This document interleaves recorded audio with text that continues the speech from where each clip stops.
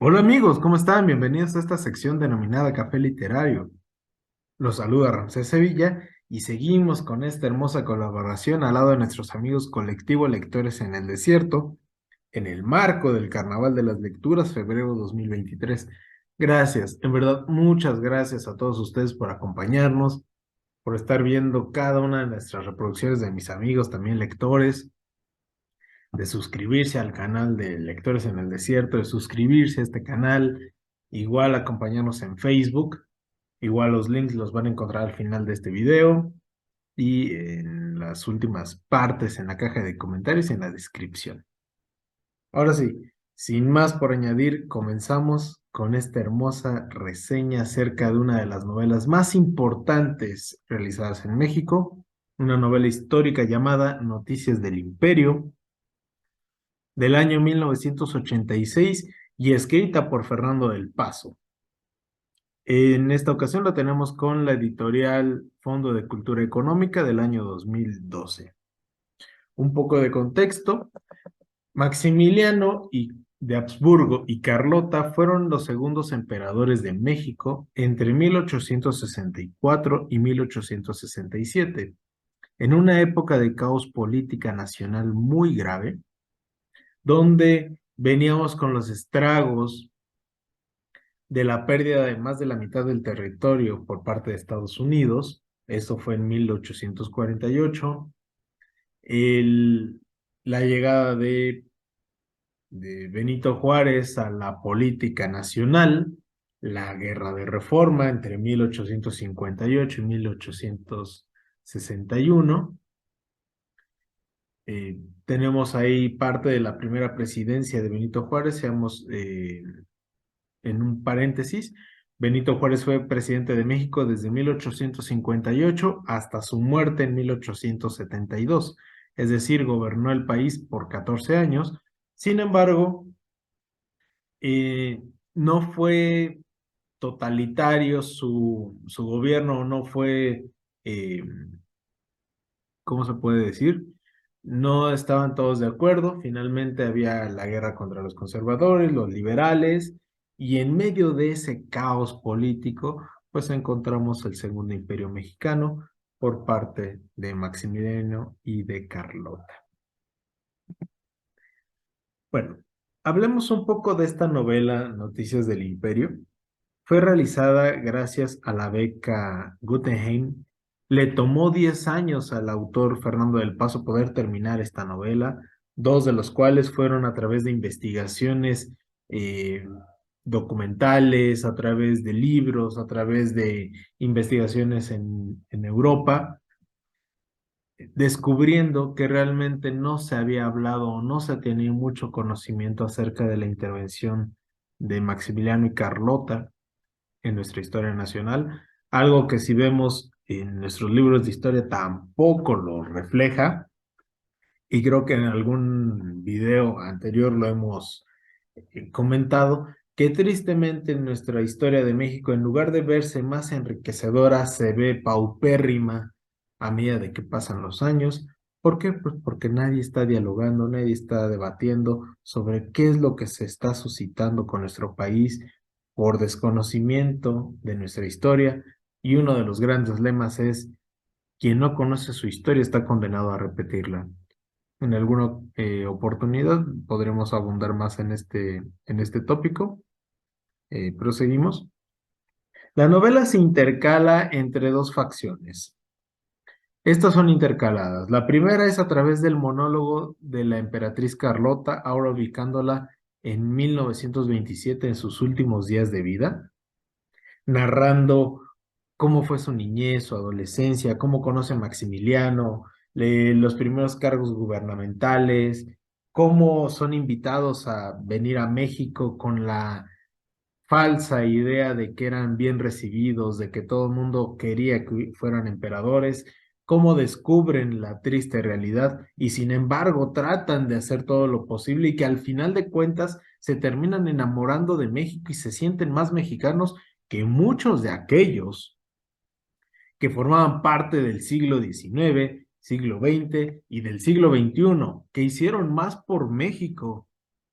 Y muchos de los personajes que ahora denominamos héroes, que muchos de aquellos que se autoproclaman transformadores de la nación o que se proclamaron líderes indiscutibles y llenos de sabiduría, llenos de glamour, llenos de esplendor, cuando realmente el daño que le hicieron a nuestra patria ha sido catastrófico, ha sido perjudicial y que todavía hasta nuestros días siguen siendo pagados de mala manera. Habla también sobre cómo fue desarrollándose el imperio mexicano, cómo cayó y por qué cayó el imperio, qué pasó cuando apresan a Maximiliano y Carlota tiene que huir para solicitar el apoyo. Primero lo solicita Juárez, luego lo solicita al Vaticano, lo solicita a Napoleón III, lo solicita a países europeos pidiendo el auxilio para rescatar a Maximiliano, para rescatar el imperio. ¿Y cómo no lo logra? ¿Y qué pasa después del asesinato de Maximiliano de Habsburgo? Y a la vez se intercala con las voces de protagonistas mexicanos, europeos y norteamericanos de la época, que hablan desde la facción liberal, desde la facción conservadora, desde la perspectiva del norteamericano que decía, ¿por qué están trayendo a un francés? ¿Por qué no estamos controlando al país?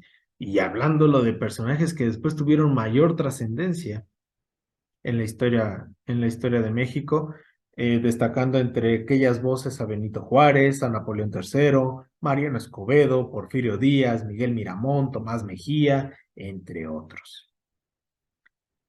Por otro lado, desde el momento en el que salió publicada esta novela, tuvo un reconocimiento y aprecio en el extranjero de manera brutal. Desafortunadamente no lo fue aquí en nuestro país. Las causas es muy sencilla, la historia la escriben los vencedores, no los vencidos. Si hubiera hablado a lo mejor de Benito Juárez, si hubiera hablado a lo mejor de los niños héroes, tal vez tendría una mayor trascendencia, tal vez tendría un reconocimiento mayor en nuestro país, pero no, estaba hablando sobre dos personajes que cayeron en desgracia en menos de 3 años, pero cuyas repercusiones, cuyas visiones, cuyas reformas a nivel jurídico, a nivel cultural, a nivel social, siguen estando presentes, pero no lo sabemos valorar. Y por lo tanto esta novela tiene mayor reconocimiento a nivel internacional. En los primeros 10 años que fue publicado, repito, 1986, hasta 1996, esta obra fue reimpresa en 20 ocasiones y han salido ediciones diversas a lo largo de los años. Ha sido publicada en España, en Argentina, ha sido traducida al francés, al italiano, al alemán. En el año 2007, a través de una revista llamada Nexos, se le consideró como la mejor novela mexicana de los últimos 30 años. En el año 2012 fue publicada dentro de la colección Letras Mexicanas por parte del Fondo de Cultura Económica. Esta es otra de esas versiones en las que se cuenta y que su servidor tiene en este momento. Entonces, la trascendencia de esta novela ha sido muy importante, ha sido muy grande y ha generado en el autor Fernando del Paso una de las grandes huellas junto con el Palinuro de México, con José Trigo, con Linda 67, que son sus novelas, ha generado esa gran repercusión y lo han convertido en uno de los escritores mexicanos más destacados del siglo XX. Hablemos un poco del autor, de Fernando del Paso Morante. Nació en la Ciudad de México, perdón, el 1 de abril de 1935 y falleció en Guadalajara el 14 de noviembre del año 2018. Fue escritor, dibujante, pintor, caricaturista, diplomático y académico mexicano. A lo largo de su vida obtuvo infinidad de reconocimientos, destacando entre ellos el Javier Villaurrutia por José Trigo, su primera novela en 1966, por la novela Palinuro de México, que retrata parte de lo que fueron las Olimpiadas del 68. Entonces, si quieren conocer un poquito más de ese tópico, ahí hay una recomendación.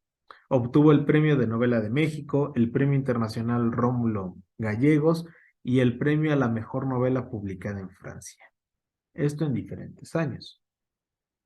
Obtuvo el Premio Mazatlán de Literatura, el Premio Nacional de Ciencias y Artes, el Premio Juan Rulfo y el Premio Phil de Literatura en el 2007 y finalmente el Premio Miguel de Cervantes en el año 2005, entre otros, repito, lo cual lo consolida como uno de los grandes escritores de nuestra época contemporánea y del cual, si tenemos oportunidad, y igual, si lo piden, lo hacen en el comentario, lo comparten, pues podremos hablar un poquito más sobre Fernando del Paso, la obra y la trascendencia que tuvieron estas para nuestra historia nacional, para nuestra historia internacional como escritores mexicanos y qué tanto podemos aprender de este autor que, repito, ya falleció. Sin embargo, sus letras, su legado es más que impresionante.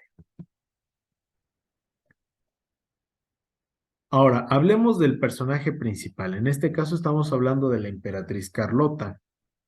Nació en Bruselas el 7 de junio de 1840 y falleció en Metz el 19 de enero de 1927. Es decir, a ella le toca más de la mitad del siglo XIX y ella fallece eh, a- en la época de los maravillosos 20 o de los felices 20, ya una vez terminado lo que era la Primera Guerra Mundial. Es decir, es uno de los personajes que ha vivido una gran parte de la historia y que solo se le recuerda por 3 años. Fue princesa de Bélgica, archiduquesa de Austria y, repito, la segunda emperatriz de México entre 1864 y 1867. No solamente se quedó con el papel de ser la emperatriz o la esposa del emperador Maximiliano, sino que durante su estancia en México, ella asume el rol de regente actuando en favor de los mexicanos, tratando de involucrarse en la vida política del país, aprovechando de que Maximiliano pues se encontraba conociendo tierras, viajando a Cuernavaca, viajando a Veracruz, teniendo otro tipo de labores y de las cuales se destaca la participación de ella en lo siguiente. Uno, en la intervención en la separación de la iglesia y el Estado.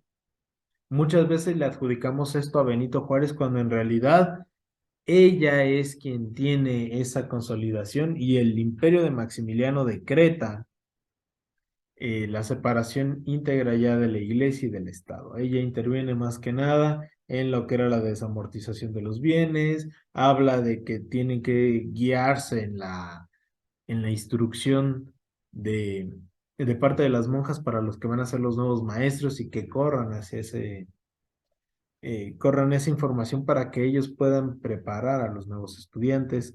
Promulga la ley de instrucción pública en la cual se determina que la educación primaria tenía que ser gratuita y obligatoria. Busca generar reformas laborales para la disminución de la jornada de trabajo y la regulación de la edad de los trabajadores, es decir, para evitar de que los niños trabajaran. Destina recursos para la construcción de escuelas, de hospitales, para escuelas de música, para mejorar lo que es la cultura y la recuperación de la historia nacional mexicana. Buscó dar una imagen de acercamiento del imperio con el pueblo mexicano y de hecho se destacan varias anécdotas en las cuales tanto Carlota como Maximiliano buscaron allegarse mucho a la ciudadanía, al pueblo, entre ellas una donde viaja Carlota a lo que ahora conocemos como el barrio Bravo de Tepito y se pone a celebrar o se pone a convivir en una pulquería, rodeado de apostadores, rodeado de personas de la vida galante, o sea, ella tomando pulque porque era aficionada al pulque, le fascinaba y, y todo el mundo la quería, la trataba y ella fue de hecho una de los personajes que más quisieron en esta época. Tan es así de que no se habla mal sobre la regencia de Carlota ni del imperio de Maximiliano, solo se habla de que estaba en contra de Juárez cuando realmente pues ellos eran más liberales que el mismísimo Juárez, que por desgracia el mal llamado benemérito de las Américas pues estaba más obsesionado con el poder y quedarse a cargo de la presidencia de México que realmente velar por los propios mexicanos. Repito, en algún momento podremos hablar sobre Benito Juárez, lo bueno, lo malo, y realmente el estándar que se tiene sobre él es nefasto, es paupérrimo y es un desconocimiento brutal de lo que tenemos sobre Benito Juárez. Ya habrá oportunidad de, de luchar contra esa perspectiva o presentárselas. Y ella estuvo conviviendo con ellos. También está la celebración de la Navidad, de la primera Navidad aquí en México, tomando en cuenta de que la nación se encontraba en un caos. Entonces trataron de darle ese sentido de acercamiento, de amistad, de tener ese reconocimiento y apoyo por parte de los ciudadanos. En esta novela vamos a encontrar las desventuras, repito, de cómo llegaron a México con una falsa idea, cómo se trasladan a Palacio Nacional y que por una circunstancia que van a leer ustedes, que van a enterarse ahí, se terminan trasladando al castillo de Chapultepec y se terminan enamorando prácticamente de la Ciudad de México y se enamoran del país completamente.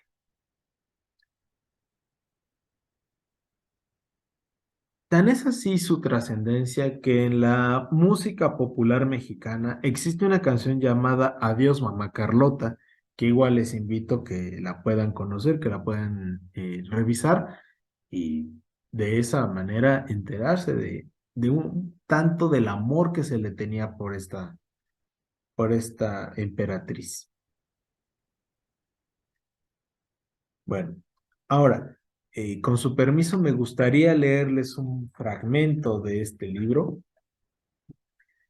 Igual los invito a que lo lean, los invito a que debatan, los invito a que indaguen para que fomentemos una cultura positiva en nuestro país, no solamente criticar por criticar, no solamente desafiar al sistema, no solamente criticar a nuestros gobernantes por hacerlo, sino hacerlo de una manera razonable, hacerlo de una manera razonada, con puntos sustentados y que permitan realmente generar ese debate. ¿Por qué? Porque desafortunadamente tenemos el gobierno que nos merecemos.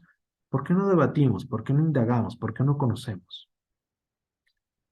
Existe aquel lema, y lo repito, quien no conoce su historia está condenado a repetirla, de tal suerte que si no lo hacemos, si no investigamos, si no leemos, si no nos cultivamos, seguimos retrasándonos, seguimos teniendo los gobernantes que tenemos, nos siguen dando a tole con el dedo, nos siguen tratando como ignorantes, cuando realmente nuestro pueblo no lo es. Nuestro pueblo es más que eso. Ahora, con su permiso, me permito leerles un fragmento de esta novela. Por eso, Maximiliano, si te dicen que a veces, por horas y hasta por días enteros, estoy lúcida porque me preguntan la hora y yo se las digo, porque me preguntan qué día soy y les doy la fecha, porque no me pongo a romper espejos ni acuso a nadie de que me quieran envenenar, no les hagas caso, no les creas. Es nada más, como te decía, porque me fatigo y desciendo entonces no a la escalera de caracol en la torre redonda de Chichen Itzá, no a las escaleras de madera del Ángel, ni a las escaleras del castillo de Chapultepec o a las escaleras del cenote sagrado. Desciendo del castillo en el que vivo, que es mi cabeza. Desciendo en un palacio tan grande como el universo, con puertas y ventanas que se abren con toda la historia y todos los paisajes. Desciendo y salgo por mi boca y mis oídos, me asomo a mis ojos, afloro a mi piel, solo para darme cuenta de que estoy encerrada en un mundo que me ahoga, en una realidad mezquina, pigmea, incomprensible, que me enloquece. Y si te dicen que de nuevo me apodero de mí la insania porque loca de sed de amor y luz, le vuelvo a aventar el desayuno en la cara al doctor Jiggle y le digo que en la noche voy a salir a Buchot a buscar y a beber en las fuentes del jardín, tampoco se los creas. Yo no estoy loca. Loca, la mujer de Federico Guillermo II, Luisa, que nunca dormía de noche porque su cuarto se llenaba de espectros fosforescentes. Loco, Galígula, que nombró cónsul a su caballo Incitatus.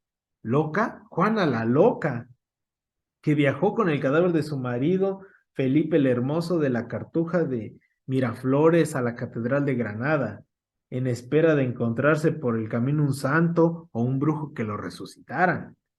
Loco, Jorge III de Inglaterra, que confundió un árbol con el embajador de Prusia.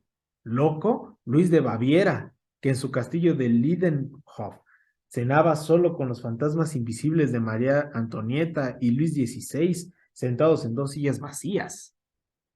Pero yo no. Si digo que he bebido en todas las fuentes del mundo, es porque yo me he montado en los tritones de Donaubraunen, en Hofburgo, para beber de las aguas de los tributarios del Danubio en una copa de plata labrada por Benvenuto Cellini. Porque yo he bebido en el tarro de porcelana que le servían leche a mi bisabuela María Antonieta en Rambouillet, el agua fría de la Gruta del Dragón que el rey Sol construyó en Versalles para su amante, la marquesa de Montespan. Porque yo voy cuando quiero a México a beber agua en jícaras de madera a la fuente de Tlaxpana y de la de Corpus Christi y la del Salto del Agua. La otra vez fui a Bruselas, a la fuente de las tres ninfas de cuyos pechos desnudos brota el agua, y bebí de cada uno de sus pezones. Y entonces me fui a la fuente del niño que desde hace 2 siglos orina agua transparente noche y día, y pegué mis labios a su pequeño miembro, y supe que en ese líquido que se acariciaba la garganta no era el agua de Mosa, ni del Sambre, ni del Escalda, ni de ninguno de los otros ríos de Bélgica. Era el néctar dulcísimo que venía de los ríos de leche y miel del paraíso. Y entonces comencé a temblar, Maximiliano, pero no de frío. Pues bueno, amigos, espero que les haya gustado esta pequeña reseña, este pequeño fragmento que les estoy leyendo. Gracias, en verdad, gracias a todos por estarnos acompañando en este mes del Carnaval de las Lecturas, por seguirnos, no solamente a su servidor, sino a mis otros compañeros, hablando sobre textos literarios, sobre personajes no solamente de México, sino del extranjero, lecturas que al final de cuentas nos dejan un poco más al entendimiento, a la reflexión y que esperemos sea de su agrado, que los inviten a leer, que los inviten a conocer. Muchísimas, muchísimas gracias. Les invito a que se suscriban al canal Lectores en el Desierto y al de su servidor Ramsés Sevilla, así como seguirnos en las páginas de Facebook Colectivo Lectores en el Desierto y Ramsés Sevilla. Les agradezco mucho su atención y les deseo un excelente día, tarde o noche, dependiendo la hora en la que estén viendo este video. Sin más, me despido y nos vemos en la próxima. Hasta pronto.